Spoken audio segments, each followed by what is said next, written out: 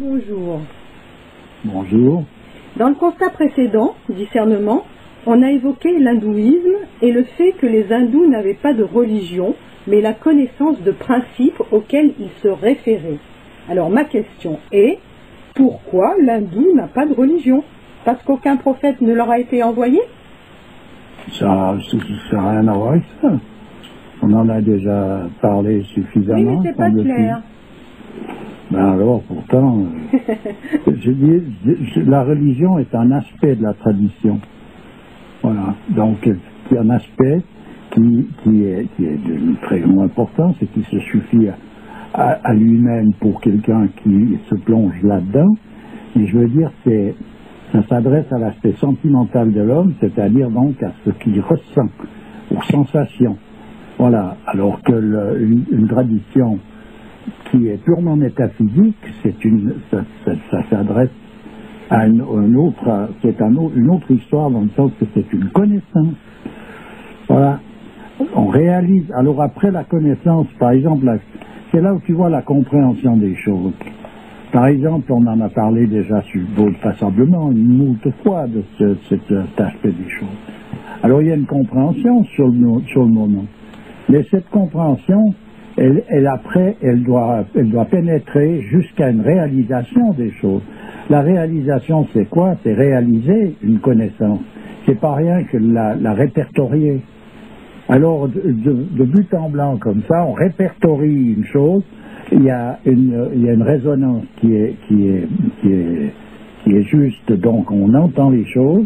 Ensuite de ça, on les place, on comprend, oui, d'accord. On est d'accord, on n'est pas d'accord. Ça, c'est encore un autre aspect, mais on comprend de quoi il s'agit.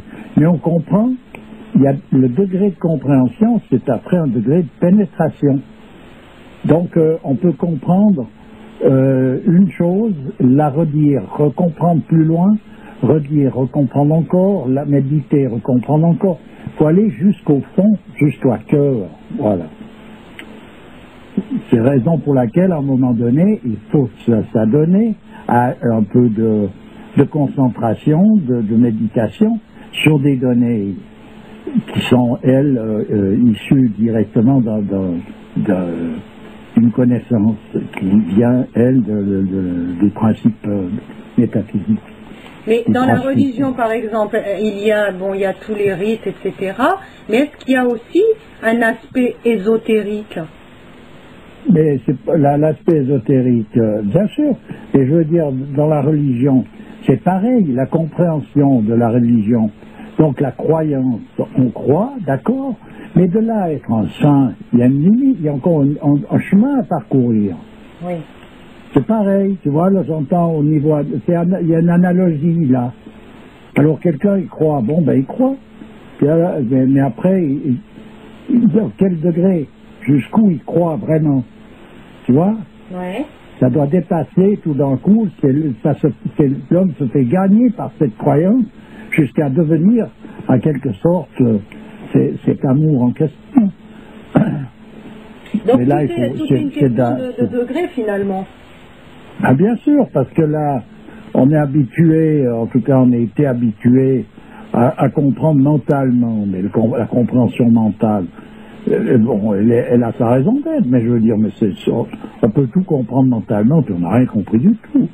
C'est le cas regarde les érudits qui font des discours sur l'histoire des religions.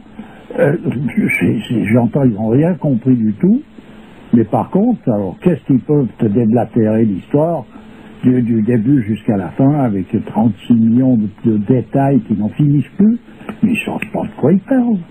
Alors, qu'est-ce qui manque aux religieux actuels? C'est un degré de compréhension actuel. Il y a toujours eu dans un domaine d'une recherche spirituelle des degrés, des personnages qui sont plus ou moins éloignés du centre, plus ou moins proches de ce centre, mais à partir du moment où quelqu'un fait un pas dans la direction de ce centre, c'est comme il est dit justement dans la tradition, dans la religion, si tu fais un pas devant ton Seigneur, il en fera 100 pour venir vers toi. Donc c'est bon, tu vois, je veux dire, il y a une... C'est une vie, c'est ça le vivre. Vivre, c'est ça, c'est se retrouver en rapport avec son origine et de s'en approcher, de s'approcher de Dieu, pour parler de tradition. Et tu disais l'autre fois que monter, se rapprocher donc du centre, c'est quand on parlait de caste, c'est monter dans l'échelle de la hiérarchie. Donc ça veut dire que plus on se rapproche de Dieu, plus on monte dans cette échelle de la hiérarchie des castes. Non, pas du tout, c'est pas ça. L'histoire, sur le plan spirituel, un homme, il peut être dans une caste inférieure, et ce mouvement qui l'approche, qui l'amène vers Dieu, est un mouvement direct, qui n'est pas avec des considérations de caste. Donc un paria qui est hors caste peut devenir saint. Oui. C'est bon, voilà, donc il faut bien différencier les choses entre des tendances, des possibilités, des potentialités, et puis une démarche qui met quelqu'un qui met à gravir les choses à la verticale. Il ne faut pas confondre ces choses-là. Oui, mais les castes, elles ont bien été déterminées selon des critères. Alors... Eh bien, c'est ce que je dis, selon des tendances, selon donc des potentialités.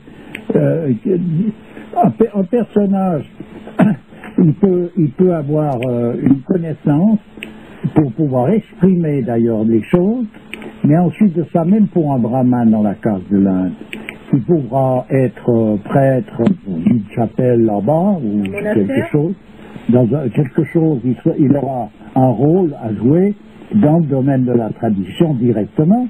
Ça ne veut pas dire pour autant qu'il a réalisé l'ensemble des choses.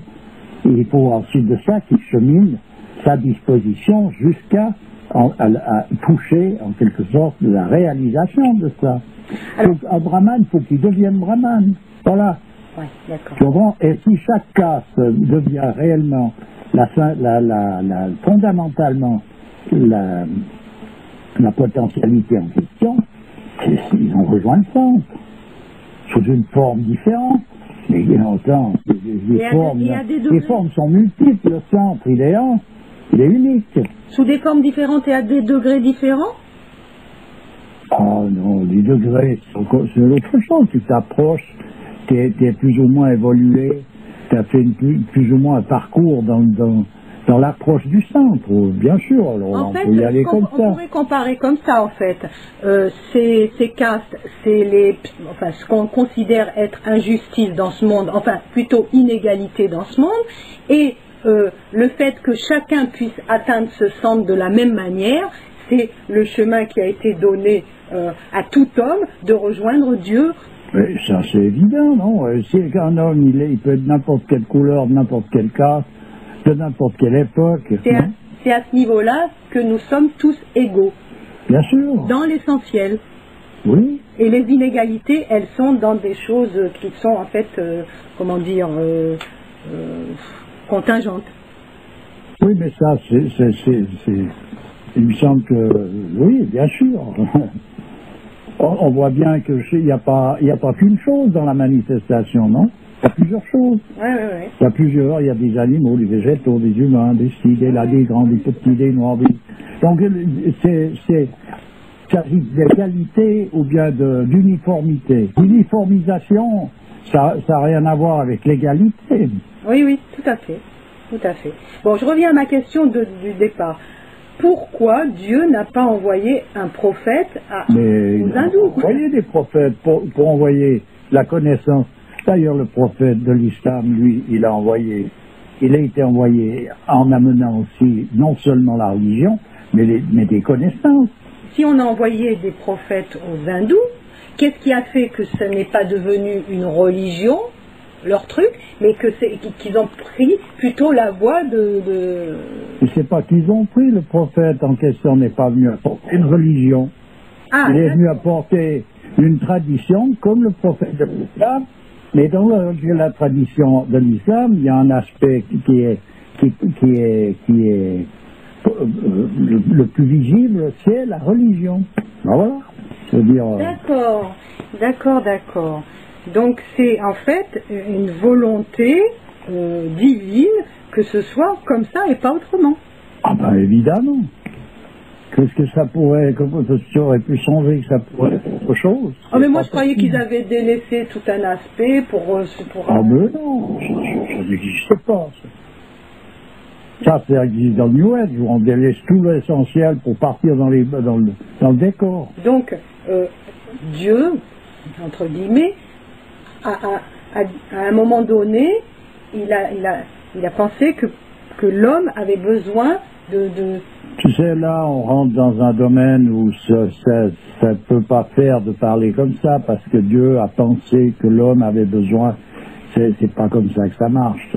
Non, alors pourquoi Dieu, à un moment donné... Il faut lui demander à lui. Ah ouais.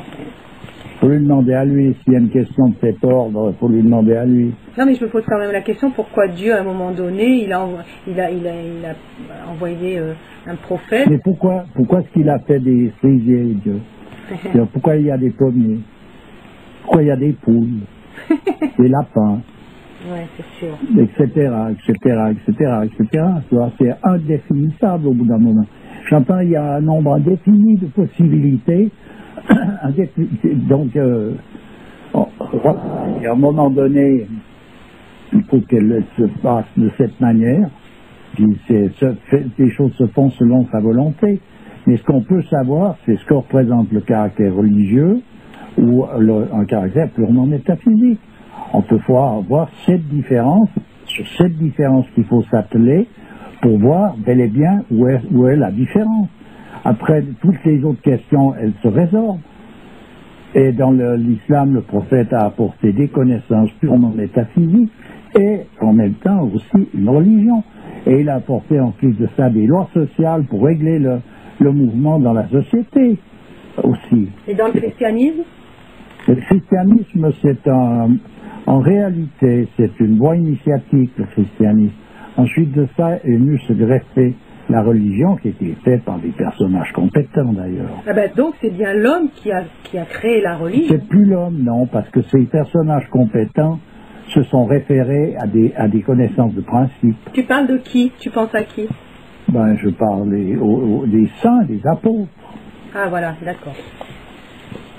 D'accord, donc c'est eux qui sont venus mettre en place des directives. Oui, mettre en place des directives, des rituels, tout ce qui était nécessaire pour qu'une religion soit une religion et pas autre chose. Donc le concept de la religion, il s'est dessiné au fur et à mesure du temps, selon les besoins des êtres humains. Oui, on pourrait dire, si on veut dire, que l'aspect religieux, que touchant l'aspect sentimental de l'homme, le côté sentimental en question a une importance énorme dans notre monde, là, dans notre cycle, ce qui n'avait certainement pas dans d'autres cycles, des cycles antérieurs. Ça n'était pas là, et actuellement ça va tellement s'en plein qu'en réalité on en est arrivé à un point où il n'y a plus que le sentiment qui reste, qui fait le pendant en quelque sorte au matérialisme et au rationalisme. Voilà. Mais en réalité, il s'agit d'une chose qui ne peut pas sortir, qui ne peut pas décoller là, du plancher des vaches en quelque sorte. Parce que dans le mot religion, il y a le mot relié quand même. Donc oui, relié à Dieu. Donc il y a cette ferveur, cette croyance et ces rites sont là pour faire le lien entre le ciel et l'homme. Ça c'est clair, oui, c'est clair et net. Ok. Voilà, tu vois. Et c'est pareil pour par exemple les certaines tribus d'Amazonie ou de, je sais pas, les Bushman. Pareil, ils n'ont pas eu de prophètes qui leur ont été envoyés. Il n'y a pas de tradition qui vienne de l'homme. Toute tradition dans tous les lieux elles se reconnaissent d'ailleurs. Il y a une authenticité qui ne demande pas de preuves rationnelles dans le sens moderne du terme. Et c'est toujours quelque chose qui vient d'une inspiration, c'est-à-dire qui vient directement de Dieu. Qui vient d'une inspiration. Par quel truchement, de quelle manière, Dieu a tous les moyens possibles et imaginables pour lui, pour en arriver au résultat. Oui, il veut quand même, tu vois. De toute manière, que ce soit au fin fond de l'Amazonie ou en plein Chicago, ce concept du Dieu, il est présent dans la vie de l'homme. Mais c'est évident, ça. Et d'ailleurs, c'est pas ce genre de question que l'homme doit se poser. Ce qui doit arriver à se poser, c'est de réussir à réaliser la religion ou la tradition dans laquelle il est. À quoi? Là, il verra bien le reste. Le restant, ça ne lui sert à rien d'aller mettre son nez tant qu'il n'a pas réalisé ça. Ah, réalisé, d'accord.